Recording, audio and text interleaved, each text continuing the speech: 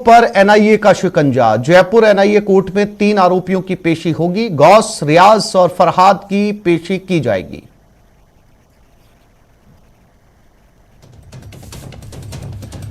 तो आरोपियों पर एनआईए का शिकंजा कसता जा रहा है। आज कोर्ट में पेशी। जयपुर एनआईए कोर्ट में गौस, रियाज और फरहाद की पेशी होगी। क्या कुछ जानकारी इनसे अब तक एनआईए हासिल कर पाई है, क्या कुछ कोर्ट में जानकारी दी जाएगी और कौन से नए लिंक या इनसे जुड़े तार खंगाले गए हैं और कितनी गिरफ्तारियां अभी बाकी हैं। एनआईए लगातार मुस्तैद और एक के बाद एक गिरफ्तारियों का दायरा लगातार बढ़ता हुआ। आज 3 लोगों की पेशी। गौस, रियाज और फरहाद एनआईए कोर्ट में होंगे पेश।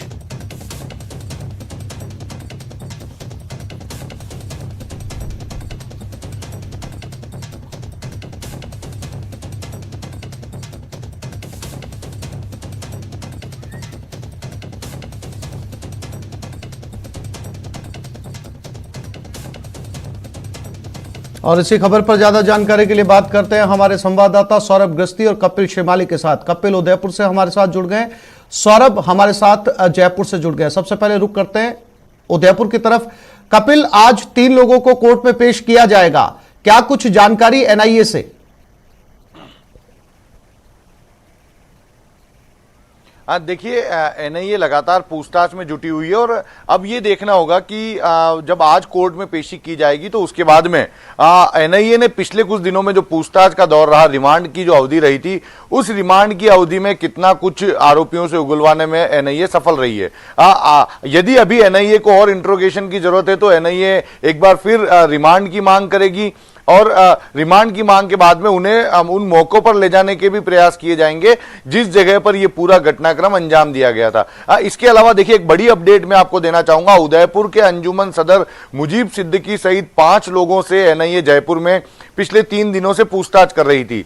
जो सूत्रों से हमें जानकारी मिल रही है उसके अनुसार आज ये पूछताछ नहीं की जाएगी, लेकिन अभी इन्हें पूरी तरह से नहीं छोड़ा गया। इनसे पूछताछ का दौर आगे भी जारी रहेगा और जो हमारे सूत्रों से हमें जानकारी मिल रही है उसके अनुसार इन्हें कल फिर बुलाया गया है जयपुर में कल इनसे एक बार फिर पूछताछ होगी। तो आप देखिए, 4 दिन लगातार पूछताछ करते हुए हो चुके हैं। आज के दिन को शायद ब्रेक दिया गया है और कल एक बार फिर 5वें दिन एक बार फिर पूछताछ इन अंजुमन सदर सहित जो 5 लोग उदयपुर के हैं उनसे पूछताछ की जाएगी। और वो पूछताछ का जो दायरा है वो 20 जून को उदयपुर में निकाले गए जुलूस और विवादित नारों के इर्द गिर्द घूमता हुआ नजर आ रहा है।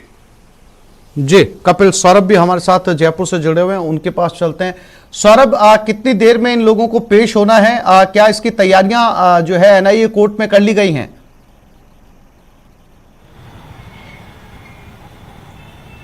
जी बिल्कुल, देखिए बताया जा रहा है कि करीब 12 साढ़े 12 बजे तक आरोपियों को कोर्ट में लाया जा सकता है और यहाँ पर जो है वो एनआईए की स्पेशल कोर्ट है, उसमें जो है वो पेश किया जा सकता है। यहाँ पर तैयारियां जो है वो शुरू कर ली गई हैं। तस्वीर आपको दिखाना चाहेंगे किस प्रकार की तस्वीर यहाँ पर है। अलग अलग थानों की पुलिस जो है वो यहाँ पर पहुँच रही है और अपना जो मोर्चा है वो संभालने की कोशिश जो है वो इस वक्त तमाम पुलिसकर्मी, पुलिस के जो आला अधिकारी हैं वे भी यहाँ पर पहुँच चुके हैं, क्योंकि जिस प्रकार की कंडीशन 2 जुलाई को देखने को मिली थी वो हालात फिर से पैदा ना हो, इस लिहाज से अलग अलग थानों की पुलिस जो है वो यहाँ पर मुस्तैद है। 5 थानों के एसएचओ यहाँ पर मौजूद हैं, इस इलाके के एसीपी वो यहाँ पर मौजूद हैं और तैयारियां व्यवस्था जो है वो इस वक्त की जा रही हैं। डेपुटेशन तमाम जवानों को यहाँ पर किया जा रहा है इस लिहाज से ताकि किसी भी प्रकार की चूक जो है वो ना हो पाए, इस लिहाज से इंतजाम जो है यहाँ पर किए जा रहे हैं। लेकिन देखिए, जिस प्रकार से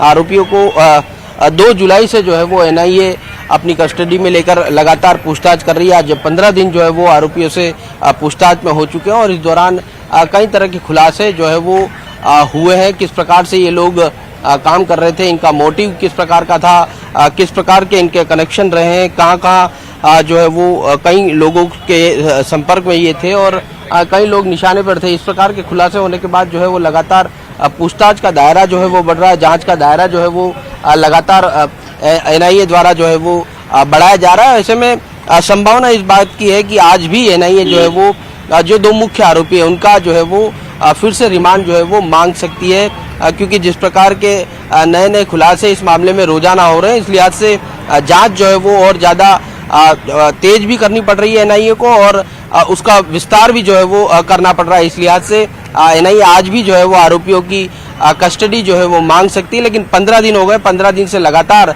एनआईए जो है वो इन दो मुख्य आरोपियों के साथ बाबला जो तीसरा आरोपी है उसके साथ भी लगातार पूछताछ जो है वो कर रही है। जी बिल्कुल, तस्वीरों में साफ तौर पर सौरभ आपके पीछे देखा जा सकता है कि पुलिस की गश्त जो है यहाँ पर बढ़ गई है, चाक चौबंद इंतजाम किए गए हैं पेशी से पहले।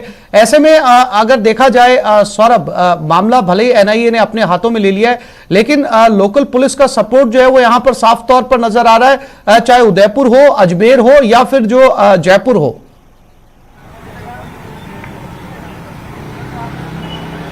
जी बिल्कुल, इसका मुख्य कारण ये है कि लोकल पुलिस जो है वो ग्राउंड पर काम करती है, एनआईए जो है वो बाहर से आई है, और जो इनपुट मिलता है वो लोकल पुलिस के जरिए ही जो है वो एनआईए को मिल रहा है, और पुलिस भी लगातार जो है वो एनआईए का सपोर्ट जो है वो कर रही है। यहाँ पर इस लिहाज से सुरक्षा पुलिस द्वारा बढ़ाई गई, क्योंकि 2 जुलाई को आपको ध्यान होगा किस प्रकार का वाकया जो है वो कोर्ट में देखने को मिला था, किस प्रकार से आरोपियों की पिटाई जो है वो हो गई थी, और एकदम से सिचुएशन जो है वो अनकंट्रोल हो चुकी थी। इस लिहाज से पुलिस अब किसी भी प्रकार की कोताही बरतना नहीं चाहती। यही कारण है कि करीब 100 से अधिक जवान जो है वो इस वक्त यहाँ पर मौजूद है। 5 थाने के एसएचओ जो है वो इस वक्त यहाँ पर मौजूद है, एसीपी जो है वो इस वक्त यहाँ पर मौजूद है, ताकि किसी भी प्रकार से कोई कमी पेशी जो है वो न रह पाए, आरोपियों को कोर्ट में पेश करने के दौरान किसी प्रकार की ऐसी अप्रिय स्थिति न बन जाए जो और मुश्किलें जो है वो खड़ी कर सके। इस लिहाज से सुरक्षा के पुख्ता इंतजाम जो है वो यहाँ पर किए जा रहे हैं। आरोपियों को जैसे ही यहाँ पर लाया जाएगा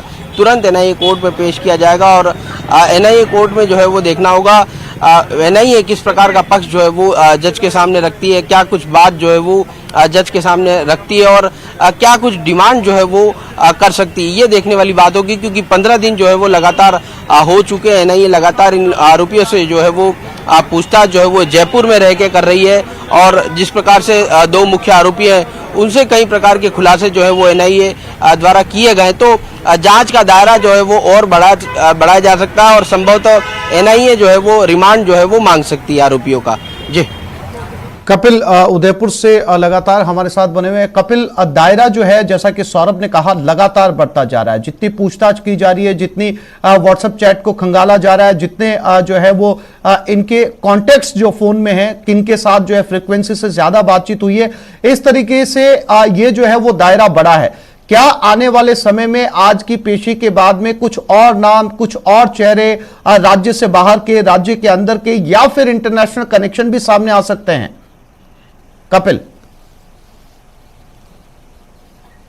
बिल्कुल बिल्कुल आसिफ, देखिए निश्चित तौर पर एनआईए इन्हीं चीज़ों को खंगाल रही है कि अंतर्राष्ट्रीय स्तर पर मुख्य रूप से पाकिस्तान से लेकर ये जो आरोपी इनके किस तरह के कनेक्शन से, और जैसा सोर्सेज के हवाले से पहले भी जानकारी आई थी कि जो व्हाट्सएप ग्रुप्स बनाए गए थे उन व्हाट्सएप ग्रुप्स में कुछ पाकिस्तानी नंबर्स के भी ऐड थे, और उनसे लगातार चैटिंग जो है वो की जा रही थी। एक जानकारी और भी सामने आई थी कि पाकिस्तानी नंबरों के मार्फत ऐसे वीडियो भेजे जाते थे जो कि दहशत फैलाने के लिए जिस तरह के काम करने हैं उसकी ट्रेनिंग देते थे। हालांकि इन सभी बातों की एनआईए द्वारा पुष्टि नहीं की गई है, लेकिन इन सभी पहलुओं को ध्यान में रखते हुए एनआईए अपनी जांच को आगे बढ़ा रही है। और सबसे महत्वपूर्ण आप देखिए कि रियाज अतारी और गौस मोहम्मद, इन दोनों के साथ में जो कनेक्शंस दूसरों के एस्टेब्लिश करने, जिसमें मुख्य रूप से गौहर चिश्ती एक महत्वपूर्ण नाम सामने आया, और उसकी गिरफ्तारी अजमेर पुलिस ने कर दी। तो अजमेर पुलिस उसकी प्राथमिक इंट्रोगेशन करेगी, उससे जो सारे तथ्य जो अजमेर पुलिस को खंगालने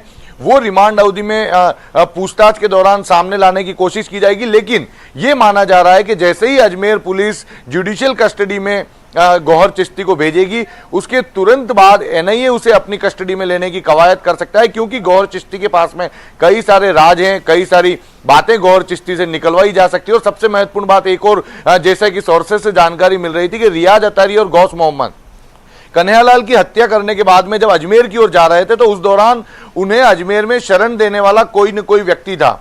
ये संभावनाएं सामने आ रही कि क्या वो गौहर चिश्ती तो नहीं था। तो यदि वो गौहर चिश्ती है तो उसके पास में और कई सारे राज हो सकते हैं, उसके कई सारे कनेक्शंस हो सकते हैं। उन सारे कनेक्शंस को खंगालना एनआईए के लिए भी बेहद जरूरी है। जी आसिफ। बिल्कुल। सौरभ, कितनी देर और, चूंकि तैयारियां पूरी कर ली गई हैं, यहां पर तस्वीरों में जैसा नजर आ रहा है, कितनी देर में जो है वो आरोपी यहां पर पहुंचने वाले हैं?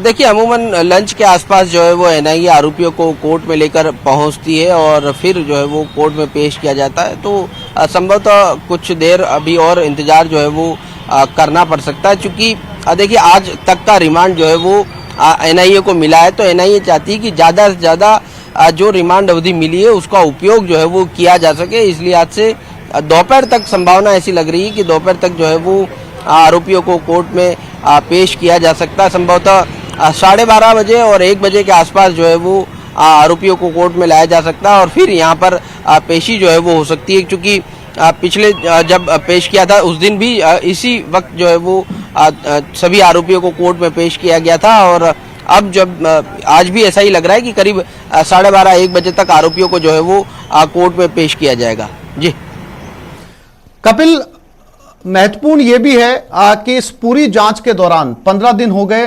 लगातार एनआईए जो है वो गिरफ्तारियां और उनकी धरपकड़ जारी है।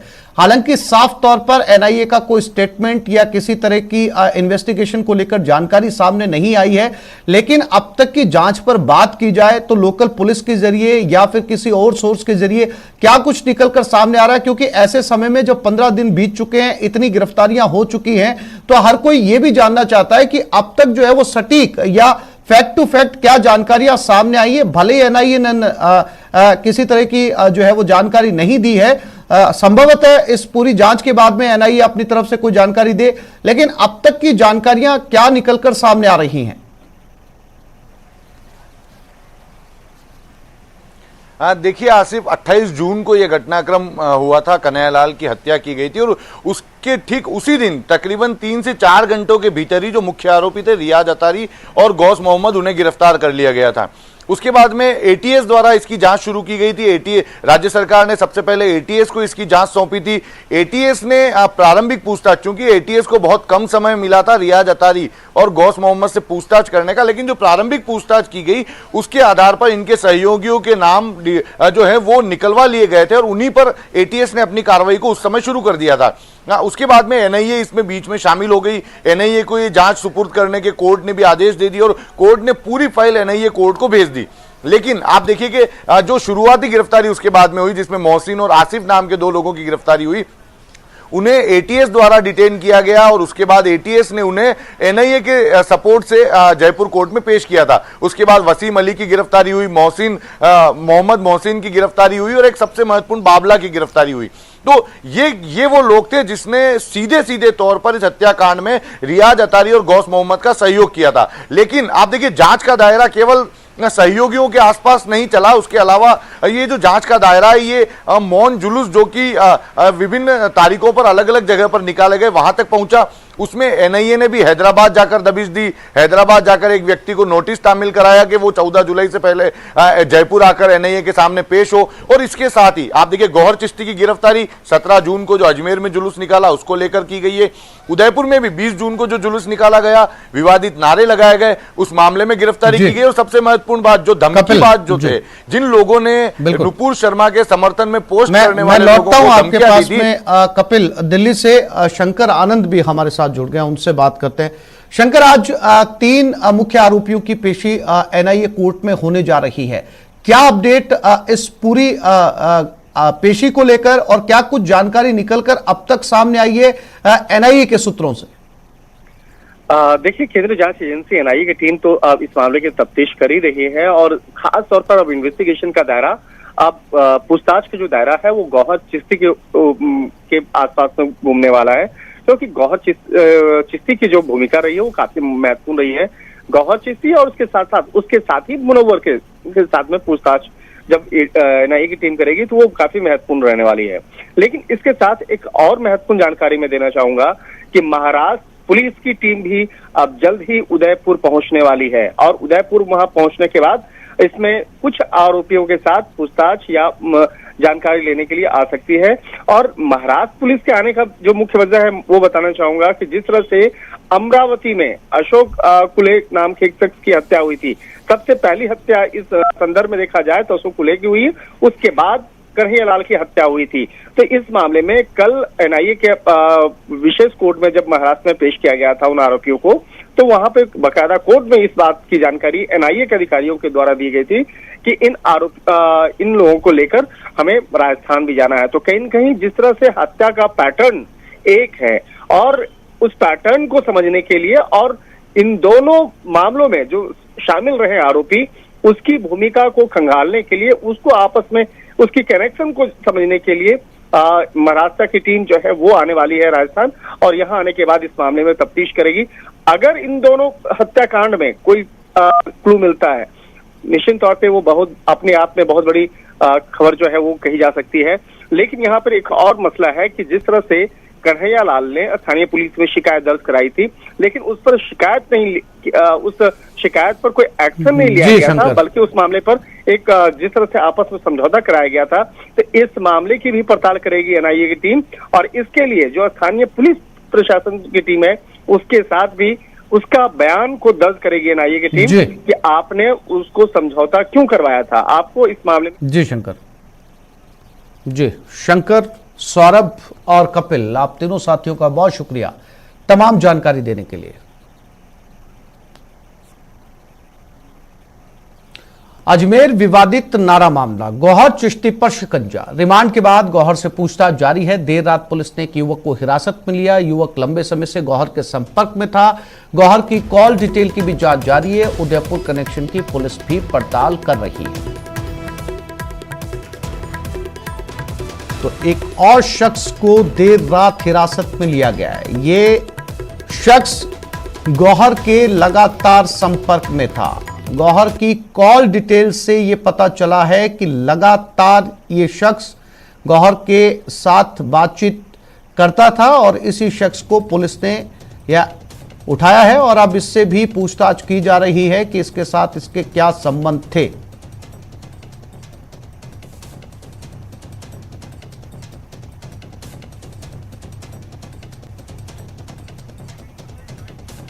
और इसी खबर पर ज्यादा जानकारी के लिए बात करते हैं। हमारे संवाददाता अभिजीत दवे अजमेर से हमारे साथ जुड़ गए।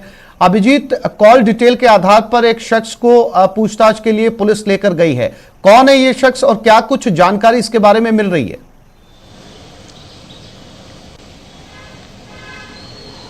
देखिए आसिफ, कल जब 7 दिन का रिमांड मिला है गौहर चिश्ती का पुलिस को, उसके बाद से सिलसिलेवार तरीके से एक लंबी सवालों की सूची जो है वो पुलिस ने तैयार की है और उसके आधार पर उससे लगातार पूछताछ जारी है। और देर रात एक शख्स को पुलिस ने हिरासत में लिया है। जो मुकदमा गौहर चिश्ती के खिलाफ दर्ज हुआ था 17 जून के विवादित नारे के बाद, उसमें गौहर चिश्ती मुख्य आरोपी के साथ कई अन्य लोगों को भी उसमें आरोपी बनाया गया था, जिसमें से 4 को पुलिस ने 29 जून को ही अरेस्ट कर लिया था। और उसमें कल देर रात जिस युवक को हिरासत में लिया है, बताया यही जा रहा है सूत्रों के हवाले से कि यह युवक भी उस 17 जून के जलसे में शामिल था, जहां पर जो विवादित नारा गौहर चिश्ती की ओर से लगाया गया था उसमें इसकी भी भागीदारी सामने आई थी। हालांकि ज्यादा अभी जानकारियां नहीं मिल पाई है क्योंकि लगातार पुलिस इस मामले में पूछताछ कर रही है। और सबसे महत्वपूर्ण जो कड़ी है पूछताछ की, जो जिस पे फोकस है पुलिस का, वो यही है कि गौहर चिश्ती का जो लोकल नेटवर्क है उस लोकल नेटवर्क को पूरी तरीके से खंगाला जाए। गौहर चिश्ती के जो दिन भर की गतिविधियां रहती थी, किस तरह की गतिविधियां गौहर चिश्ती की रहा करती थी,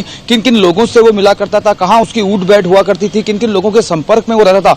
हालांकि पुलिस को अभी भी गौहर चिश्ती का मोबाइल नहीं मिला है, जो काफी महत्वपूर्ण रहेगा इस पूरे अनुसंधान प्रक्रिया के दौरान। हालांकि कहा यह भी जा रहा है कि गौहर चिश्ती ने फरार होने से पहले सोशल मीडिया पर अपना 1 साल का डाटा जो है वो डिलीट कर दिया है। लेकिन पुलिस जो है प्रयास यही कर रही है पूछताछ और अनुसंधान के दौरान कि गौहर चिश्ती का जो मोबाइल है उसको रिकवर किया जा सके और साथ ही साथ जो उसके लोकल कॉन्टैक्ट्स हैं उनको खंगालने के साथ साथ जो बातें निकल के आ रही हैं कि उदयपुर हत्याकांड के आरोपी मोहम्मद गौस और रियाज अत्तारी के साथ उसका कोई कनेक्शन है, तो वो उसको किस तरीके से एस्टैब्लिश किया जा सकता है, वो कड़ियां जोड़ने की पुलिस जो है उस अनुसंधान के दौरान कोशिश कर रही है। उसमें सबसे महत्वपूर्ण कड़ी रहेगी कि गौहर चिश्ती का जो लोकल नेटवर्क है वो कितने लोगों का था, कहाँ उसकी उठ बैठ थी, किन किन लोगों के वो संपर्क में था, उन तमाम पहलुओं पर गौहर चिश्ती से पूछताछ फिलहाल की जा रही है। आसिफ, बिल्कुल अभिजीत, चूंकि आपने बताया फोन मिलना इसमें एक महत्वपूर्ण जो है वो कड़ी रहेगा।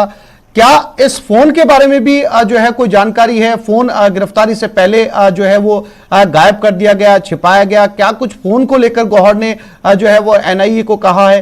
क्या लोकेशन भी उसकी ट्रेस की जा रही है, जैसा कि उसने फोन को लेकर जो है एनआईए को जानकारी दी हो? अभिजीत,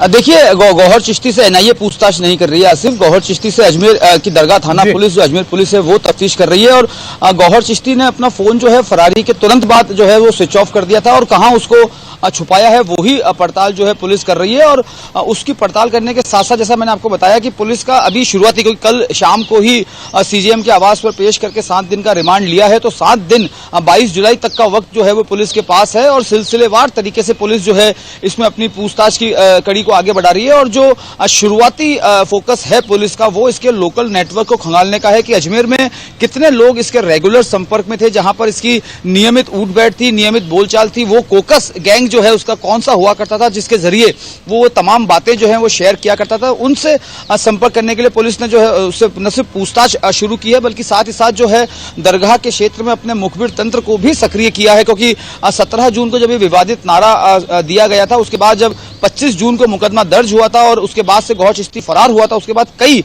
लोग जो हैं वो इसमें फिलहाल जो है अजमेर से बाहर हैं।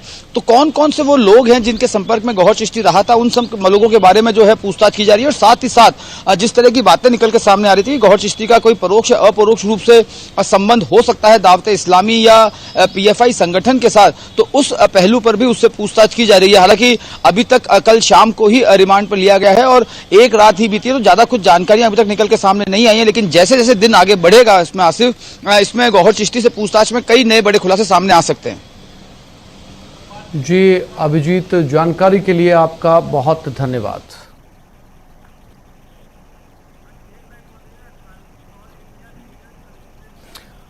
और आगे बढ़ते हैं। 18वीं all India legal services meet